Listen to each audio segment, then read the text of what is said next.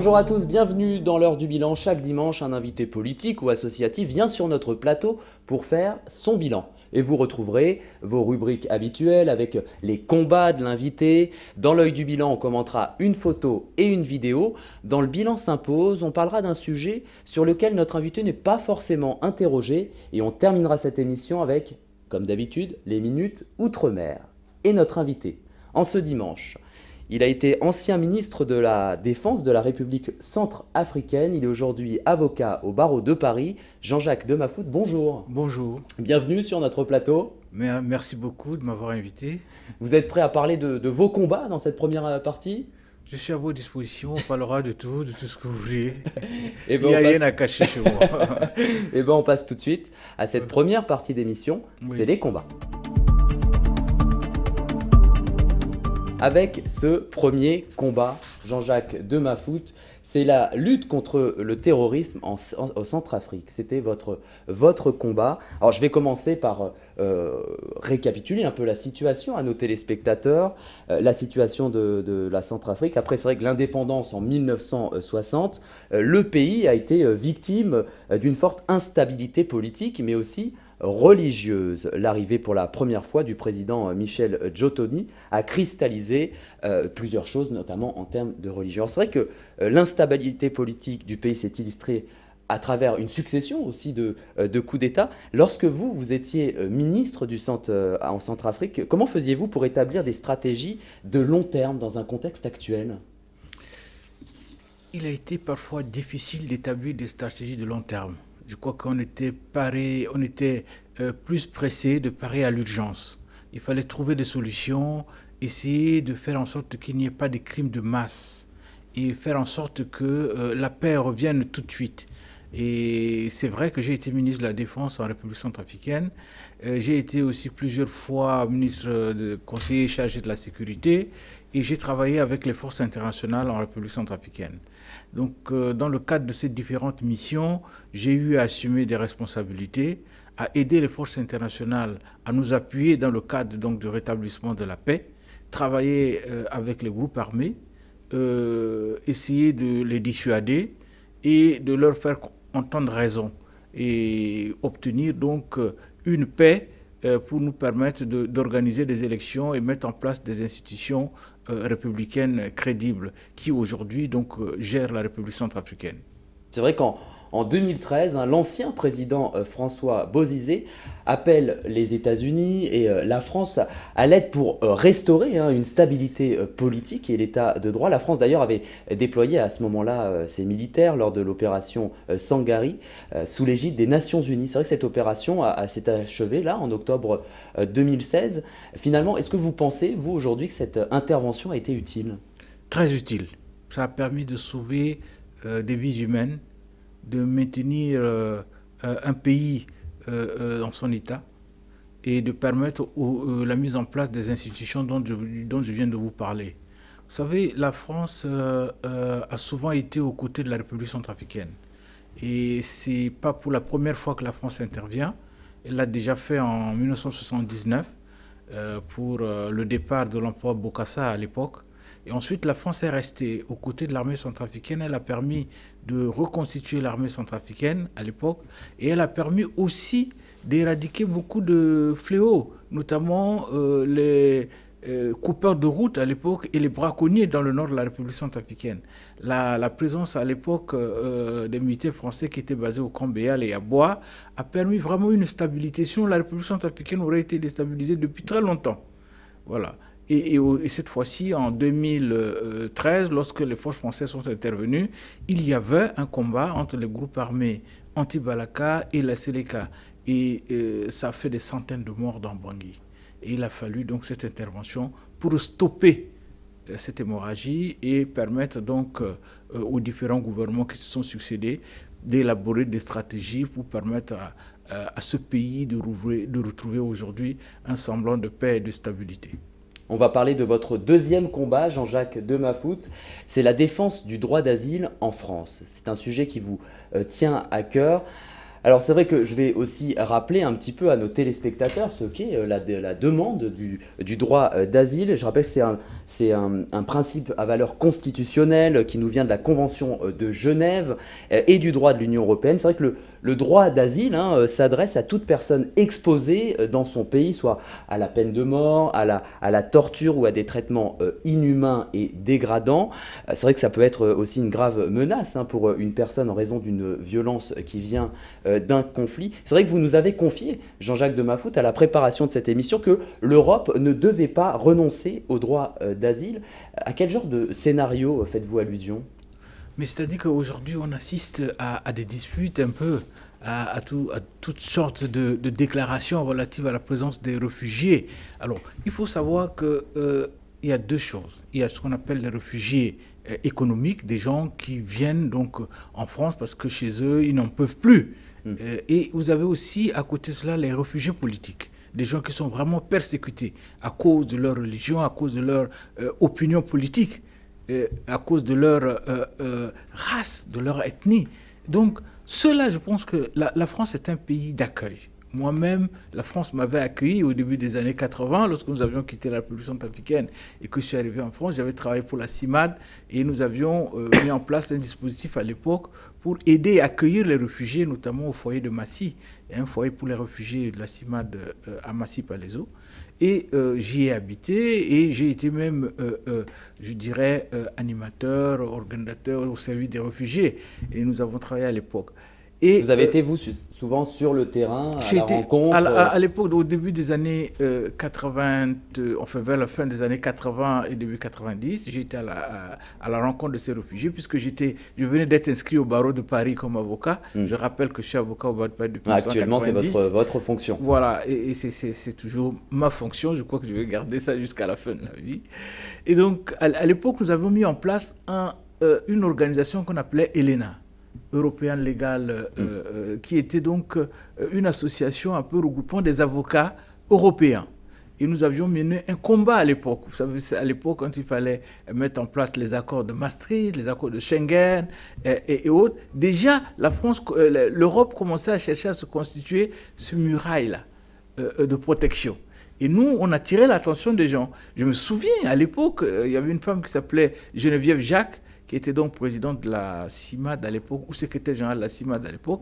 Elle disait aux gens, écoutez, dans quelques années, nous allons avoir des gens dans des bateaux qui vont arriver sur la Méditerranée. Mais personne n'y croyait. Hein.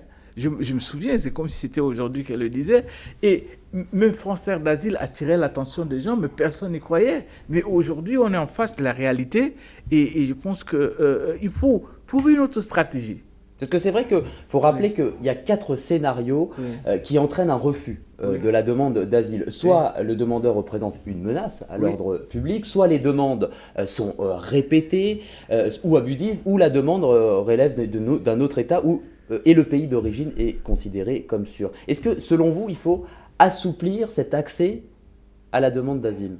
Non, déjà, il faut mettre la personne qui vient demander l'asile politique dans des conditions pour lui permettre vraiment d'étayer sa demande.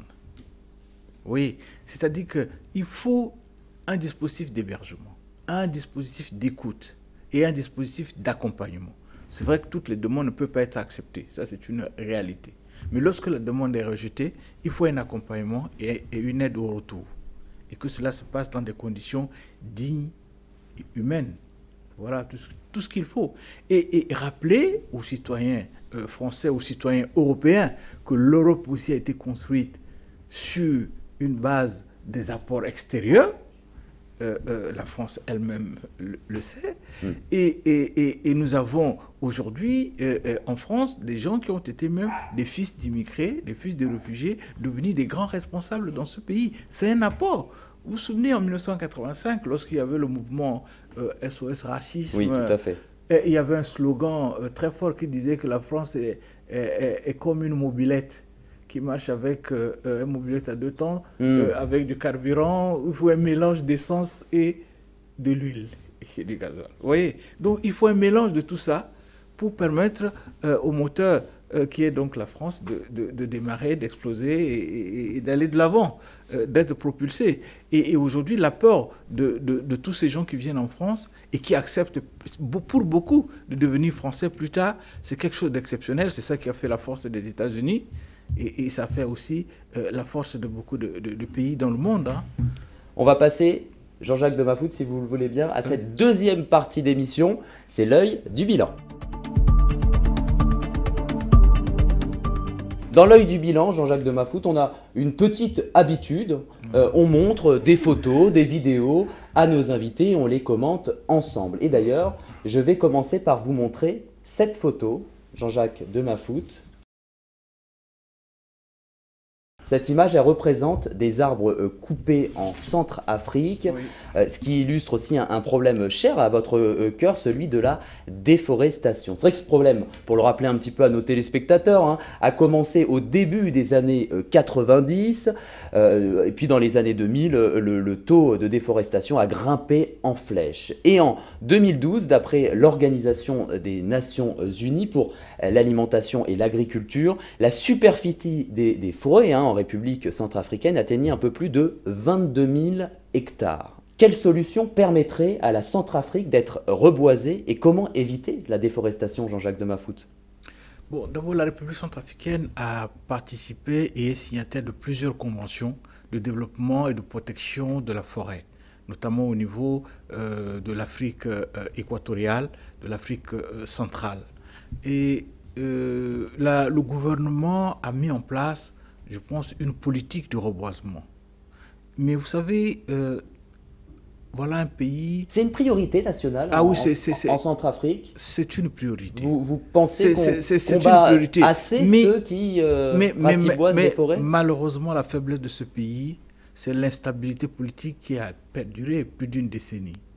Et ça fait qu'il n'y avait pas d'institution, le gouvernement n'était pas assez fort, et un gouvernement ne peut s'appuyer que sur une force publique forte, organisée, disciplinée, capable de réprimer tous ceux qui violeraient les dispositions donc, de toute la réglementation en matière de protection forestière. C'est ce qui a manqué à ce pays.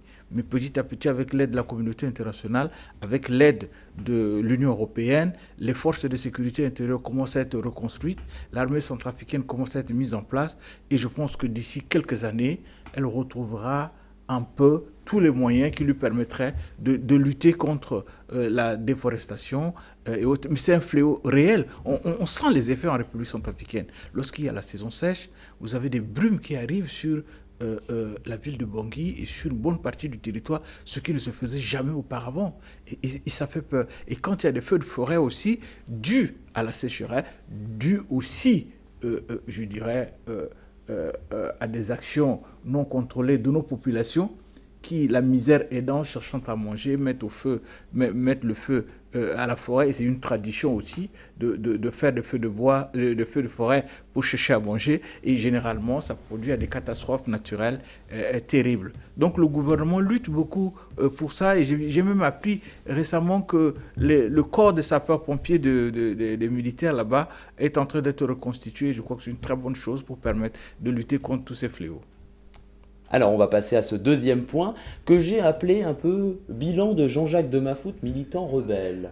Et oui, je vais vous montrer tout de suite cette vidéo et on en parle juste après. Posez-lui la question de savoir pourquoi il m'a mis en prison.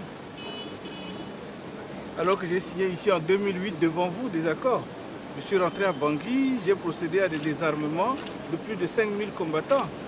Mais du jour au lendemain, je me suis retrouvé en prison. Et pas pour 3 jours, pas pour 3 semaines, mais pour 3 mois. Alors cette vidéo date du 9 janvier 2013 à Libreville, au Gabon. Vous parlez de votre période en prison en 2011, de 3 mois. Vous aviez déjà été aussi emprisonné 1 an entre 2002 et 2003. La raison de votre emprisonnement, c'est le président de l'époque, Ange Félix Patassé, qui vous accusait de préparer un coup d'État. Quel bilan faites-vous de cette période aujourd'hui, Jean-Jacques de Mafout? Alors, je me suis rendu compte que, en fait, en politique, il n'y a pas de reconnaissance. Et le président Patassé avait été très, très mal conseillé vis-à-vis de moi. Et je crois qu'il a payé les conséquences. C'est sa chute. le président Bozizé également a été très très mal conseillé et il a payé les conséquences. Expliquez-nous un petit peu cette recontextualisation. C'est recontextualisation. J'étais ministre de la Défense sous Patassé. Une tentative, j'ai remis l'armée en état parce que faut se rappeler que quand il m'a nommé ministre de la Défense, l'armée était divisée. Il y avait des mutins et il y avait des loyalistes. J'ai réussi à reconstituer les deux et on a remis en place notre armée. Mais très vite, ce succès a fait que les gens sont allés lui dire qu'il fallait qu'il fasse attention à moi et que j'avais une popularité au sein de l'armée et que j'allais profiter de cela pour le renverser. Malheureusement pour moi, il y a eu une tentative de coup d'État. J'ai réprimé, j'ai mis en place les moyens qu'il faut, réorganiser notre armée et la paix est revenue. Mais en fin de compte, il a poursuivi sur sa lancée, il m'a accusé, j'ai été accusé, j'ai été mis en prison. Ensuite, j'ai été acquitté. Il y a eu un procès populaire pendant un an et la Cour criminelle a estimé qu'il n'y avait rien. J'ai été acquitté au bénéfice du doute. Ensuite, en 2012, le président Bozizé, quand la Séléka se préparait, de Njotodia se préparait à rentrer en République centrafricaine, à venir sur Bangui, on lui a dit que ce serait probablement avec ma complicité. Et il m'a arrêté. Au bout de 3 mois, il s'est rendu compte que c'était faux. Vous en êtes sorti. Et j'ai été donc libéré. Donc, vous savez, c'est un pays avec beaucoup de calomnies, avec beaucoup de désinformations et autres. Donc, bon, aujourd'hui, je leur pardonne parce que je pense qu'à l'époque, ils ne savaient pas ce qu'ils faisaient. Certains, en leur fort intérieur, doivent le regretter, même de m'avoir mis en prison pour rien et de m'avoir poursuivi pour rien. Jean-Jacques de Mafout, on passe tout de suite à cette 3e partie d'émission, c'est le bilan s'impose. Et dans le bilan s'impose, la petite tradition, c'est d'interroger nos invités sur des sujets sur lesquels on ne voit pas souvent leur réaction, mais on a fait quand même un petit lien pour ce premier thème, puisqu'on va parler du manque de moyens dans l'armée française. C'est vrai que, comme vous avez été aussi ministre de la Défense en Centrafrique, il était intéressant de parler de ce sujet avec vous. Alors, je vais vous présenter en particulier un problème majeur dans l'armée française, c'est le manque de moyens. D'ailleurs, ce problème a été résumé en une phrase par le général Vincent Desportes, interrogé sur France Info. L'armée manque de tout. Alors, c'est vrai qu'une première mesure qui saute aux yeux du tout à chacun serait d'augmenter le budget de l'armée. D'ailleurs, le général Pierre Devilliers souhaiterait porter ce budget à 2% du PIB, mais selon le général Vincent Desportes, augmenter le budget n'est pas suffisant. Qu'est-ce que vous pensez un petit peu de tout ce manque de moyens, et notamment économiques, de l'armée française ? Écoutez, je n'ai pas une idée exacte ni pour apprécier ce qu'est moyen de l'armée française. Moi, ce que je souhaite, c'est que l'armée française soit au même niveau de compétitivité et de force que les autres forces de puissance dans le monde. Oui, l'armée française aujourd'hui a sa place dans le monde et aux côtés des autres puissances pour régler tout ce qui est fléau dans le monde et pour appuyer les pays en voie de développement.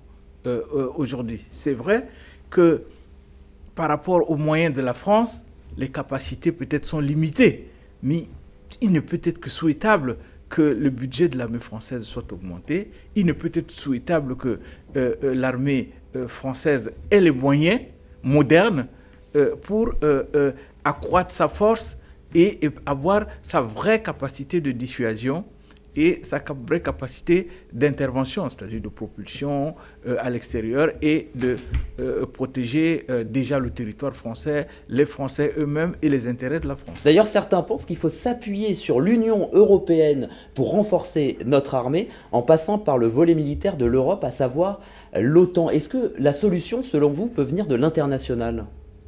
Mais d'abord, je rappelle à nos téléspectateurs que l'OTAN, oui, c'est vrai, mais l'OTAN, il y a les États-Unis aussi qui font partie, il n'y a pas que l'Europe, et la France a un rôle vraiment prépondérant au sein de l'OTAN. C'est déjà une bonne chose d'être membre de cette organisation. Ensuite, je rappelle aussi aux téléspectateurs que la France a poussé l'Europe à créer des missions européennes.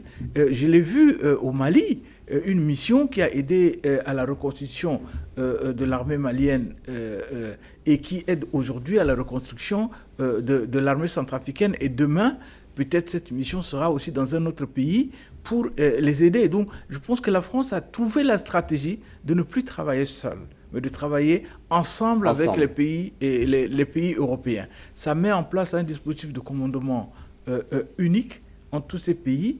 Et je pense que ça a été un exercice très bien réussi au Mali, bien réussi en République centrafricaine. Lorsque vous voyez des Polonais, lorsque vous voyez des Estoniens, lorsque vous voyez des Portugais travailler sous un commandement français, lorsque vous voyez des Français travailler sous un commandement d'un autre pays, vous dites que c'est merveilleux et il faut continuer dans ce sens. On va parler d'un deuxième sujet avec vous, Jean-Jacques de Maffout, c'est la réforme des régions. Et oui, c'est vrai que ça a été une mesure phare hein, de François Hollande. Alors, le principe, c'était de faire passer de 22 à 13 régions l'Hexagone. C'est vrai que le but de l'opération, réduire ce qu'on appelle le millefeuille territorial, c'est-à-dire l'accumulation aussi de toutes ces collectivités territoriales. Qu'est-ce que vous pensez aussi en tant que citoyen de cette nouvelle carte de France ? Je vous dirais, personnellement, je serais contre. Parce vous auriez été plus pour garder ces 22 régions. Garder les 22 régions. Parce que vous savez, les régions contribuent beaucoup au développement. Les régions gèrent beaucoup de fonctionnaires, gèrent beaucoup de personnel. En les concentrant, nous risquons d'arriver à une réduction de moyens dans les régions. Baisse des budgets et autres dans les régions. Et il faut savoir que les régions contribuent beaucoup à ce qu'on appelle la formation professionnelle et du ressort des régions. Et je pense que plus il y a des régions et plus on donne les moyens à ces régions, vous savez, lorsque vous avez une classe de 100 personnes à gérer, c'est très difficile, alors que si vous avez une classe de 25 personnes à gérer, il faut vous en occuper mieux. Donc si vous avez 26 régions, je pense que responsabiliser chaque région serait une très bonne chose et lui donner les moyens pour régler. Plus les régions sont petites, mieux elles vont se développer et elles vont aller. Plus les régions sont assez grandes.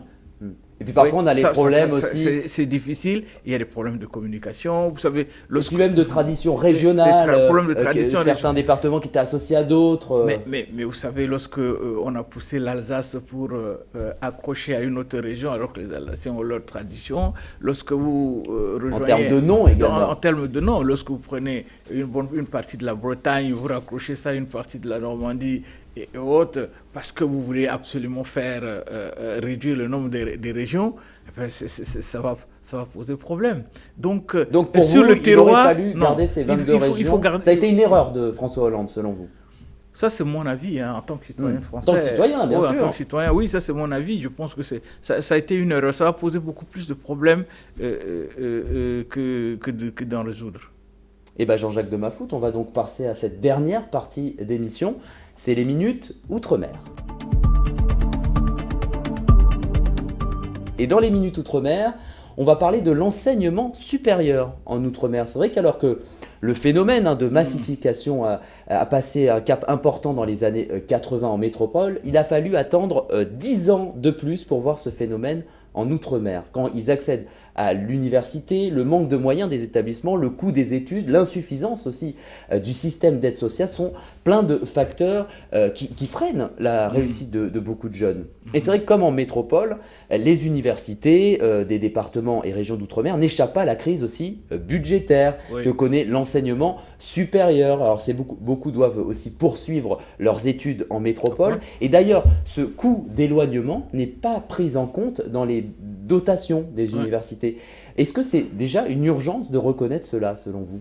Je pense que c'est une urgence. Lorsqu'il y a baisse de moyens, il y a baisse de niveau, il y a baisse de qualité. C'est vrai que certains commencent leur étude en Outre-mer, mais doivent terminer leurs études dans l'Hexagone.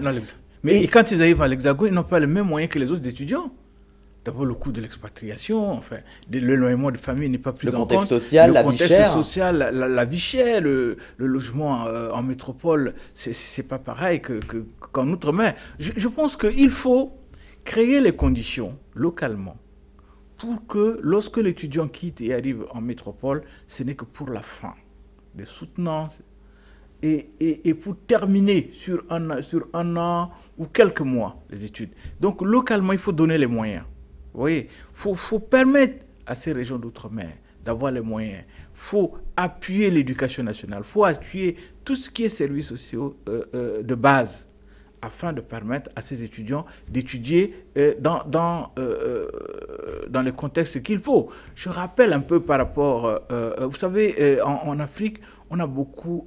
les gens, nous, jeunes à l'époque, on connaissait Frantz Fanon, on connaissait Aimé Césaire, on a lu... et nous, en Afrique, on savait qu'au niveau d'outre-mer, il y a beaucoup d'intellectuels et autres. Mais aujourd'hui, on en parle peu. On en parle peu, on en voit très peu. Or, il faut leur donner les moyens. Faut qu'ils s'expriment. Oui, il faut créer des liens de collaboration avec des universités africaines également pour que vraiment cette jeunesse-là puisse s'exprimer, avoir les moyens d'évoluer comme leurs compatriotes qui sont ici en métropole. Et c'est vrai que près quand même de 60% des étudiants sont boursiers, contre 25% au niveau national. Oui. Et d'ailleurs, parmi eux, près de 75% le sont à des échelons très élevés. Oui. Est-ce que finalement, c'est vrai que ces chiffres reflètent aussi l'urgence de la situation? Mais oui, mais c'est normal. Comment voulez-vous qu'un étudiant ou un enfant d'un ouvrier en Outre-mer puisse faire des études supérieures s'il n'a pas la bourse? Voilà les raisons. Et le cadre de vie, le niveau de vie et autres n'est pas le même. Oui, vous prenez un ouvrier en Outre-mer, il gagne combien? Est-ce qu'il peut envoyer son enfant ici en métropole faire les Master 1, Master 2 maintenant et le soutenir qu'avec son salaire? Ce n'est pas possible. Donc il faut une bourse. Mais je trouve que cette bourse, il faudrait l'accompagner avec d'autres moyens. Donc plus de moyens. Plus de soutien. Ça a été un peu oublié des gouvernements de droite comme de gauche, un petit peu Comme de gauche. Vous savez, il n'y a pas un seul gouvernement qui ait pris en compte réellement cette situation des étudiants de l'outre-mer. À chaque fois, on essaie de faire avec un budget et avec des moyens tels qu'on définit. Mais ce n'est pas ça la réalité. Ce n'est pas ça la réalité. Est-ce que nous cherchons... Est-ce que les gouvernements cherchent à mettre ces départements au même niveau que ceux de métropole ou pas? Voilà la clé. Voilà la question qu'il faut poser. Voilà. Beaucoup de clés dans la vie, Jean-Jacques de Maffout. Voilà. Merci d'avoir été avec nous, Jean-Jacques de Maffout. Je rappelle que vous êtes ancien ministre de la Défense de la République centrafricaine et aujourd'hui vous êtes avocat au barreau de Paris. Merci d'avoir été avec nous. Mais c'est à moi de vous remercier. Et merci à vous tous de nous avoir suivis. On se retrouve très vite avec un nouvel invité qui viendra sur ce plateau faire son bilan. Prenez soin de vous.